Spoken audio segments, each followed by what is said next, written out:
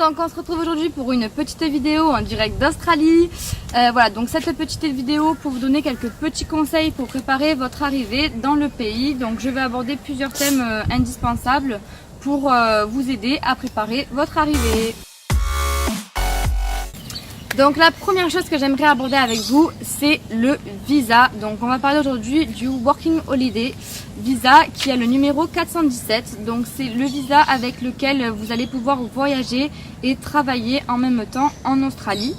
Donc ce visa se fait, la demande se fait sur internet. Donc je vous mettrai en barre d'infos les liens pour vous expliquer la démarche à faire pour faire votre demande de visa, mais aussi le site du gouvernement australien sur lequel vous faites votre demande de visa. Donc le visa coûte environ 444 $ en 2018, donc ça fait environ 300 € suivant le taux de change.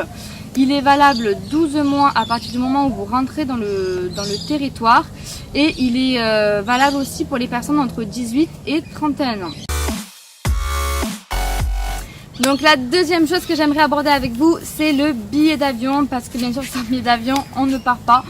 Donc pour vos recherches, je vous conseille de passer par les plateformes Skyscanner, vous avez aussi Google Flight et vous avez aussi JetCoast qui sont, on va dire, les trois plus connus. Ce sont des plateformes de comparateurs de vol, donc vous pouvez trouver le meilleur vol au meilleur prix.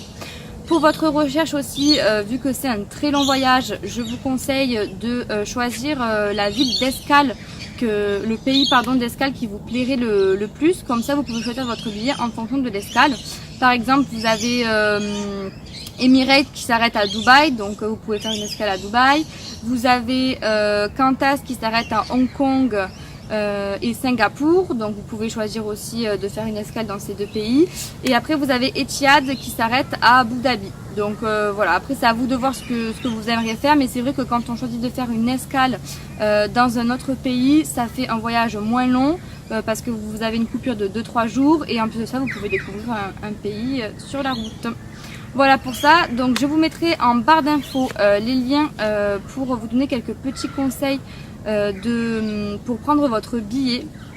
Donc parce qu'il y a plusieurs astuces, on va dire, pour avoir un billet au meilleur prix.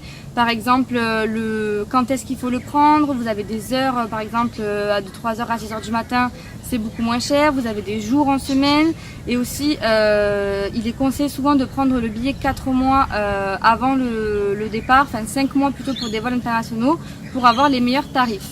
Donc vous avez tout ça en barre d'infos. Ensuite, la troisième chose que j'aimerais aborder avec vous, c'est le permis international, qui est une des choses les plus importantes pour votre voyage.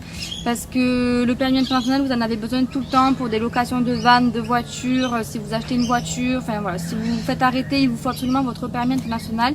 Sinon, vous pouvez avoir une amende de 300 $, donc il vaut mieux faire son permis. Pour les démarches du permis international, donc il vous faut télécharger un formulaire sur internet qu'il vous faut remplir, compléter et fournir des pièces justificatives. Je vous mettrai le tout donc en barre d'infos pour que ce soit plus simple pour vous. Le permis international est totalement gratuit. Par contre, ce qu'il faut savoir, c'est qu'il met entre 2 et 3 mois pour être délivré à votre adresse postale. Donc je vous conseille vivement de le faire bien avant votre départ, parce que vous risquez de ne pas l'avoir le jour du départ, et après c'est un petit peu compliqué pour le voyage. Donc le permis, bien sûr, il est valable 3 ans à compter du jour où vous l'avez, et il est valable bien sûr dans tous les pays.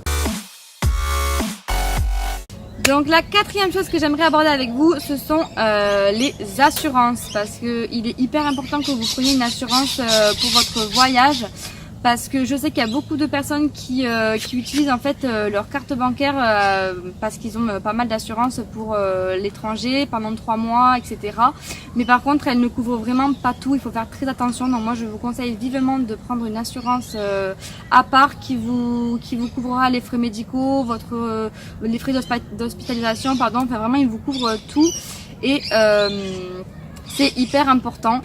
Donc je vais vous parler de Shapka et ACS, qui sont les deux assurances les plus connues. Ce qu'il y a de bien avec ces deux assurances, c'est qu'en fait elles vous assurent pour le monde entier. Donc si vous comptez bouger pendant votre voyage en Australie, vous avez la sûreté d'être assuré dans n'importe quel pays. Donc à prendre en compte selon ce que vous avez prévu de faire pendant votre voyage. Après au niveau des prix, ça varie un petit peu, ça dépend vraiment combien de temps vous voulez rester dans le pays. Vous pouvez prendre de 1 mois à 12 mois ou plus. Et je vais vous mettre aussi en barre d'infos 2 liens, donc avec des codes promo. Vous avez 5% pour Chapka et 10% pour ACS.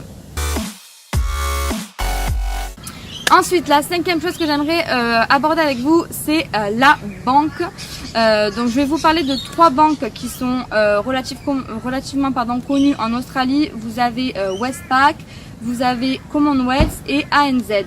Donc moi je vais vous parler aujourd'hui de Westpac parce que c'est la banque avec laquelle je suis partie. Ce qu'il y a de bien avec cette banque, c'est qu'elle a un partenariat avec la banque BNP en France. Donc si vous êtes dans cette banque, vous pouvez faire vos transferts d'argent gratuitement de votre banque française à votre banque australienne. Ensuite, si vous n'avez pas de compte chez la BNP en France, moi je n'en avais pas non plus, je suis passée par TransferWise qui est un site de transfert d'argent hyper sécurisé, très rapide et qui prend vraiment très peu de frais. Donc je vais vous mettre le lien en barre d'infos et je vous conseille vivement de passer par ce site si vous avez besoin de transférer votre argent d'un compte à un autre. Ensuite, ce que vous pouvez faire avec Westpac, qui est une des seules banques avec laquelle on peut faire ça, c'est ouvrir un compte, votre compte depuis la France, maximum 3 mois avant votre départ. Donc c'est hyper intéressant parce que comme ça, quand vous arrivez en Australie, votre compte est déjà ouvert. Votre transfert d'argent est déjà fait et vous pouvez également commenter votre carte bleue depuis la France dans un Westpac en Australie. Donc vous choisissez votre point de retrait suivant tous les Westpac et la ville où vous atterrissez. Et donc à votre arrivée, vous pouvez tout récupérer. Donc la 6e chose que j'aimerais aborder avec vous, c'est le téléphone. Donc vous avez plusieurs options. Donc la première option pour moi, c'est donc le forfait free à 20 € par mois ou 2 € si vous avez l'offre vente privée que je vous mettrai en barre d'infos si elle est toujours d'actualité. Et donc avec ce forfait, vous avez droit à 25 Go d'internet par mois en Australie et appels et SMS illimités vers la France. Ensuite, deuxième option, vous pouvez prendre un forfait en Australie. Donc les 3 grands opérateurs sont Telstra, Optus et Vodafone.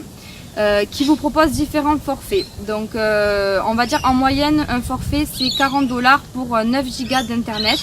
Mais par contre quand vous arrivez à l'aéroport, vous avez des points de vente à l'aéroport dans lesquels vous pouvez avoir des offres assez intéressantes sur les forfaits.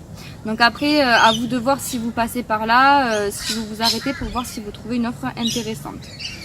Mais moi c'est vraiment ce que je vous conseille de faire, c'est de prendre donc le forfait free à 20 € par mois en France avant de partir. Donc vous prenez votre petite carte SIM avant de partir en Australie.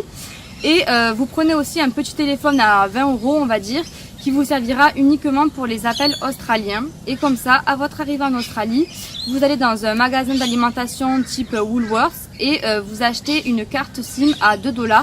Et donc vous aurez un numéro australien sur lequel on pourra vous appeler et que vous pouvez recharger si vous avez besoin de passer des appels.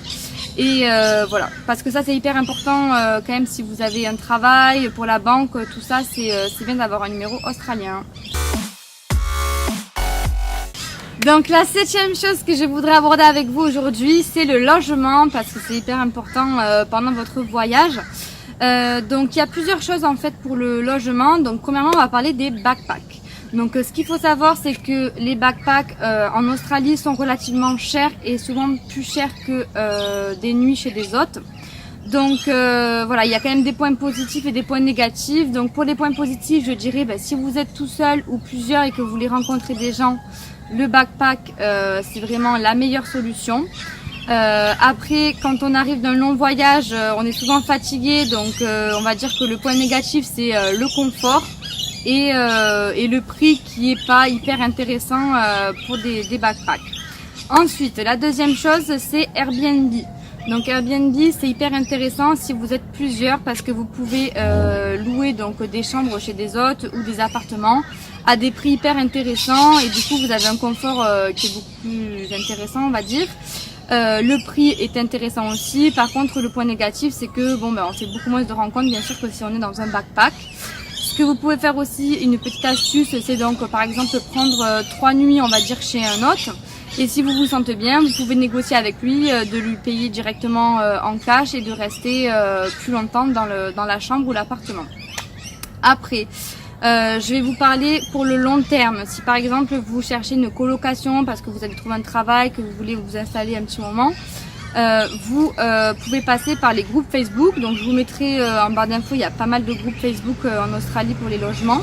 Et vous avez aussi un site qui est hyper intéressant, c'est Flatmate. En fait, c'est le site des locations en Australie sur lequel vous créez un profil et vous avez tous les gens qui proposent des colocations. Et voilà, vous pouvez postuler pour savoir s'ils sont d'accord de vous faire visiter, etc. Ce qu'il faut savoir aussi, c'est que quand vous prenez une colocation, vous avez un bond, donc une caution à donner. Donc des fois c'est 2 fois le prix de la semaine, donc ça peut être par exemple des bons à 1000 $, voilà, ça peut être un petit peu cher, mais bon, sur le long terme ça revient beaucoup moins cher de loger en colocation que de loger bien sûr dans un backpack, et puis au niveau du confort ça n'a rien à voir bien sûr. Dernière chose que je voulais aborder avec vous, c'est au niveau du travail. Donc je vous ferai une autre vidéo à part qui parlera vraiment de tous les points importants pour votre recherche de travail en Australie. Et par contre, je voulais juste vous parler du TFN qui est hyper important. Si vous voulez travailler en Australie, il vous faut faire une demande spéciale pour avoir un numéro, si vous voulez, de travailleur entre guillemets australien, et donc pouvoir postuler aux offres. Donc ça, je vous expliquerai tout ça dans notre vidéo où il y aura toutes les démarches à faire pour avoir votre TFN, parce qu'il ne se fait qu'à partir de votre arrivée en Australie. Bisous, ciao ciao!